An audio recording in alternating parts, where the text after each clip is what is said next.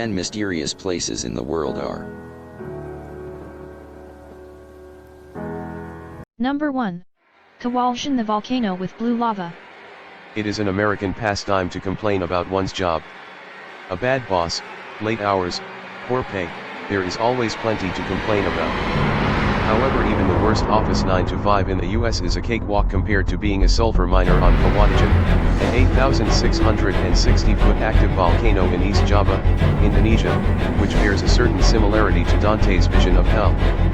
Working on the side of the active volcano in temperatures surpassing 100 degrees Fahrenheit, workers use metal poles to hack out chunks of elemental sulfur. Using ceramic pipes, they channel the gases which drain out as liquid red sulfur, which then hardens into the yellow chunks the miners carry out. To do all this, the workers must stand near a live sulfur vent pouring out masses of the noxious, choking gas. The air carries H2SO4 and CaSO4, which are both toxic.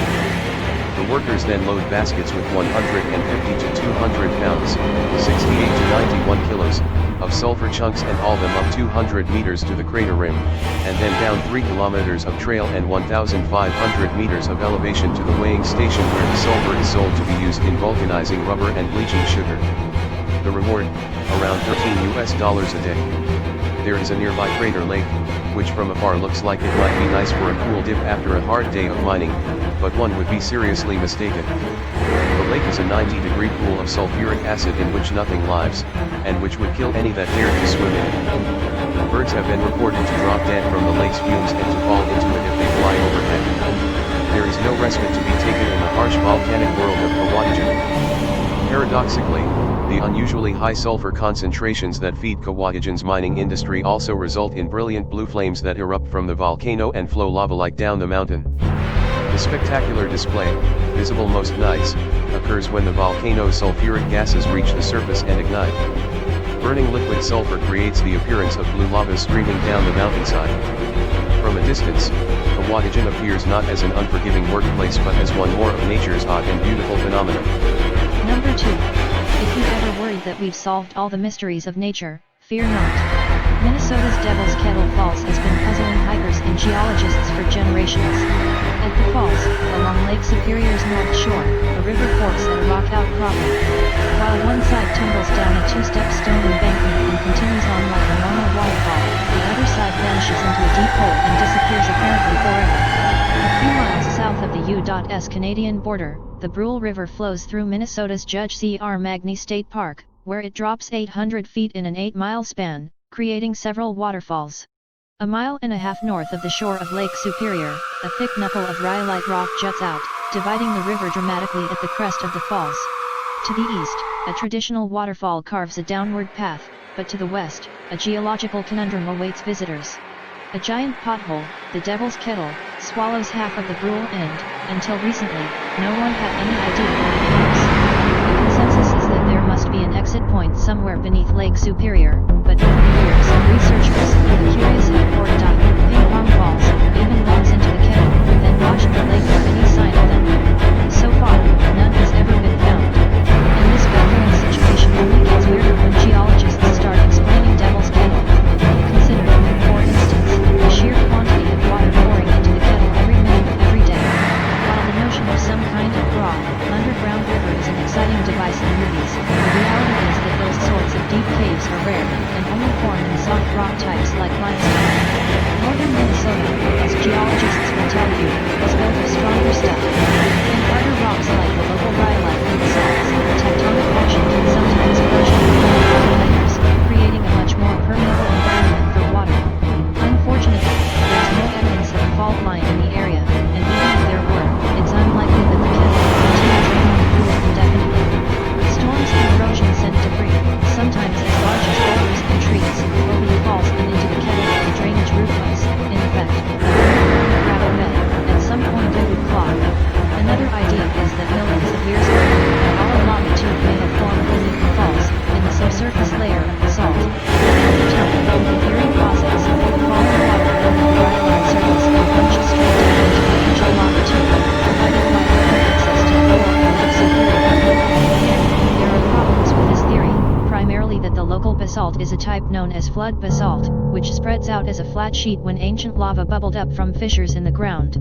Lava tubes formed in basalt flowing down the slopes of volcanoes, and even if the geology in northern Minnesota had somehow created an exception to that rule, no lava tubes have ever been found in any of the hundreds of exposed basalt beds in the area. Number 3. In 1986, workers in communist Romania were testing the ground to see if it was suitable for a power plant, and they stumbled across the Mughal Cave. Romanian scientist Krishnas was the first to make the dangerous descent. To enter, you must first be lowered by over 20 meters down a narrow shaft dug into the ground. Since then the cave has remained sealed by the Romanian authorities. Fewer than 100 people have been allowed inside the cave, a number comparable to those who have been tendered. This is partly because the journey into the cave is extremely hazardous. You must then climb down through narrow limestone tunnels coated in an ochre clay, in pitch darkness and temperatures of 25 degrees Celsius. These paths eventually open out into a central cavern containing a lake.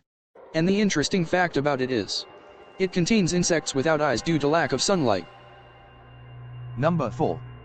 The hanging pillars of Petrie, which is located in India. The mystery behind this pillar is it takes support only from the roof and barely touches the ground. Once the British tried to know the secret behind this pillar, but high plans were unsuccessful. Till now no one knows the secret behind this mystery. Number 5. Australia's famous Pink Lake Hillier is a sight to behold. Discovered in 1802 by a Royal Navy explorer, its strawberry milkshake color is awe-inspiring. Lake Hillier is situated near the coast of Middle Island in the Recherche archipelago to the south of Western Australia. Exactly what causes the lake in Australia to be pink is up for debate, but is probably to do with the microorganisms that make Lake Hillier their home. Today it's a protected nature reserve but can be visited under special circumstances. It's best to view it from the air in any case. This is not due to bubblegum or strawberry milkshake. This is due to presence of a specific species of microalgae. Number 6. The petrifying well that turns objects into stone. The city of Knaresborough in North Yorkshire, England, is home to a strange phenomenon. It hosts a petrifying well, which has the tremendous capacity to turn objects into stone. This rather curious attraction welcomes millions of visitors every year. According to a music planet, the petrifying well was first referenced in 1538 by John Leland, antiquary to King Henry VIII. Leland noted that the well was said by locals to have magical properties and healing powers, which he reported in his writings. This marked the beginning of legends that would surround the petrifying well for a long time. The petrifying well is located inside a cave known as Mother Shipton's Cave. The name of the cave comes from a local woman believed to be a witch, Ursula Southrider, whom the locals referred to as Mother Shipton. The Music Planet reports that according to the legends, Mother Shipton, the daughter of a prostitute in the devil, was born in the cave. While she was supposed to have been envious due to who her father was, she gained fame as a prophetess. Mother Shipton is believed to have predicted several events such as the defeat of the Spanish Armada in 1588, the Great Fire of London of 1666, and even the invention of cell phones. While the story of Mother Shipton gave the petrifying well a terrifying reputation, it also enjoyed a more flattering legend. As John Leland reported, the well was believed to have magic healing powers and would be visited by locals because of its unique curing abilities. According to one of the central physician examined the petrifying well in the early 1600s. The results of his findings led him to proclaim that the waters running through the well were a miracle cure for any type of sickness. With this kind of reputation, the petrifying well became an ever-growing popular attraction. The petrifying well at the Matlock Bath Aquarium with objects that have been coated by minerals from the water. But the most interesting feat of this well is its capacity to transform objects into stone. Contrary to the legends surrounding Mother Shipton or the healing powers of the well, this feat was all natural, even if it was believed to be part of the magic of the well for a long time. According to Forster Duff, petrification of an object in this well happens because of high levels of mineral content in the water. Through a process of evaporation and deposition over time, objects appear to turn into stone, as they are covered by solidified minerals. The petrifying well at the Matlock Bath Aquarium with objects that have been coated by minerals from the water. The process was full-time attributed to Mother Shipton as one of her magic tricks. Because of her reputation of being a witch, she was supposed to turn objects into stone herself. The terrifying aspect of the well is reinforced by the fact that when viewed from the side, the cave looks like a giant skull.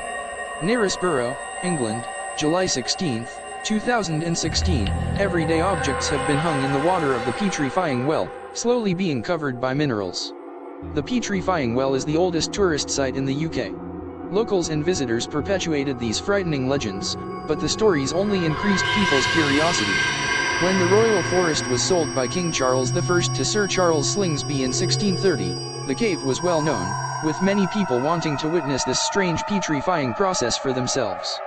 The new owner decided to profit from it by selling guided tours to the visitors coming onto his land. By doing so, Slingsby had just created England's first ever tourist attraction. Number 7. Krishna's Butterball Rock, which is located in historical city of Mahabalipuram.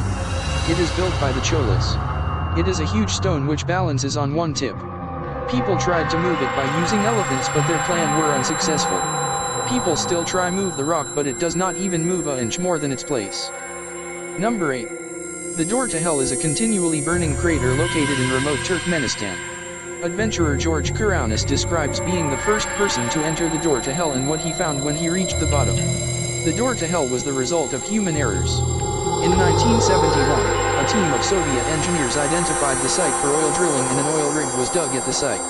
Soon, engineers realized it was not oil but natural gas that was present underneath, and the escape of gas triggered a collapse of the drilling rig and camp into an underground cavern. To prevent the toxic gases from escaping into the nearby towns and villages, the decision was made to burn the gases off.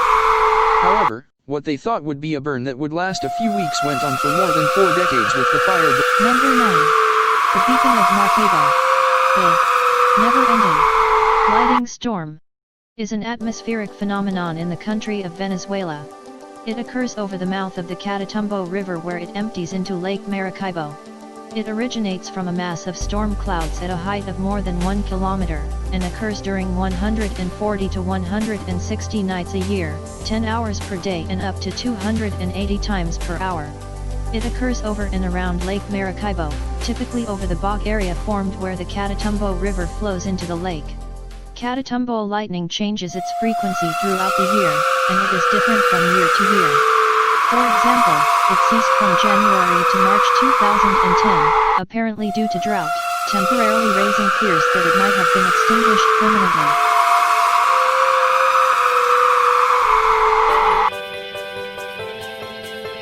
In a village named Tragos. During the winter, Gruner Lake is just like any other lake, nice and calm, surrounded by a county park. However, it is surrounded by mountains, and during the spring, when the temperature rises and the snow melts, the basin of land below the mountains fills with water. During the winter, the lake has a depth of 1 to 2 meters, but as the snow melts, it goes up to 12 meters, with the water covering the surrounding park. The result is the one you see. The lake reaches its maximum depth of around 12 m from mid-May to June and is claimed to look the most beautiful at this time. But this lasts only for about a month, as in July, the waters usually start to retreat. Advertisement. The lake is very popular among travelers and even locals, and it's easy to understand why. It's just like walking in a normal park, except everything is underwater. A bridge and a bench can also be found underwater, as well as several paths and trees. The water is also very clear, which is why it got its name. Gruner See means green lake. So head on to Austria, and visit this amazing wonder of nature. Just remember to bring your diving gear with you, and remember, there's no kangaroos in Austria. Before you came round, my heart would never beat much faster. Before you came round, I was ready to slow